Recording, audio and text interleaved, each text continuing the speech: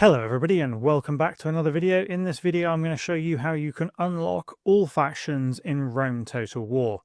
Now to quickly go over this, Rome Total War has several versions that are out, but they're all broadly the same, and I'm going to show you now how to go about doing this. There's several different ways you can do it depending on what you want. The first and easiest and quickest way is to just, when you launch the game here, come over to the advanced settings mode, and over here you can actually see it just says unlock all base game factions.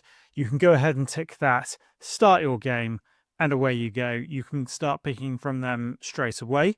So you can see here on the right hand side I've just launched and I now have all of the factions unlocked. I can play as any of the factions in the game straight away without needing to do anything else, and I can just go ahead and start.